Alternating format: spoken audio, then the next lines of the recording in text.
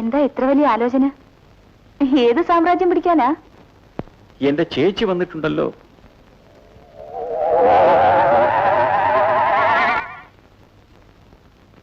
ആ പിന്നെ അവര് പോകുന്നതിന് മുൻപ് അവർക്ക് എന്തെങ്കിലും മുണ്ടോ ജാക്കറ്റോ ഒക്കെ വാങ്ങിച്ചു കൊടുക്കണ്ടേ? അത്ര വേഗമൊന്നും ചേച്ചി പോകുമെന്ന് നീ കരുതണ്ട. ചേച്ചേ, അവര് അഭിമാനമുള്ളവരാ. അനിയൻ പണക്കാരനായത് അറിഞ്ഞുകൊണ്ട് ഇവിടെ താമസിക്കാൻ വന്നാണെന്ന ചീത്തപ്പേര് അവര് കേൾപ്പിക്കില്ല. ഊണ് കഴിക്കാൻ നേരത്ത് എന്തിനാ കാപ്പി കുടിക്കുന്നത്? അയ്യോ, എന്റെ മുഖം പൊള്ളിപ്പോയി. അയ്യോ,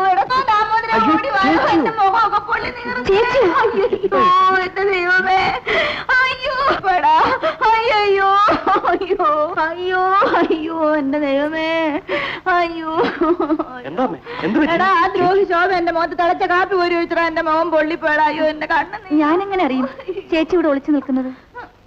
ചേച്ചി ഇവിടെ ഒളിച്ചു നിന്നതല്ല, നമ്മുടെ വർത്തമാനം കേട്ടുകൊണ്ട് അവിടെ അങ്ങനെ നിന്നുപോയി. ആ പിന്നെ ഞാൻ നിങ്ങളുടെ കിന്നാരൊന്നും കേൾക്കാൻ വന്നല്ല, ഈ ജനലിന്റെ കമ്പി എത്രയുണ്ടെന്ന് എന്നെ നോക്കുമായിരുന്നു. ചേച്ചിക്ക് ഈ വീട്ടിലില്ലാത്ത അധികാരമാണോ? നിങ്ങൾ താലോലിച്ച് വളർത്തിയതല്ലേ എന്റെ ഭർത്താവിനെ.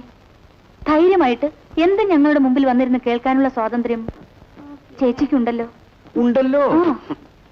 എന്റെ അമ്മ ഇതുപോലെ പലയിടത്തും പതുങ്ങിയെന്ന് പല രഹസ്യങ്ങളും കേട്ടിട്ടുണ്ട്. പക്ഷെ തിളപ്പിച്ച കാപ്പി മുഖത്ത് വീഴുന്നത് this is the first time. പൊള്ളി നീ ചേച്ചി വിളിച്ചുകൊണ്ട് മരുന്നിട്ട് കൊടുത്തേ.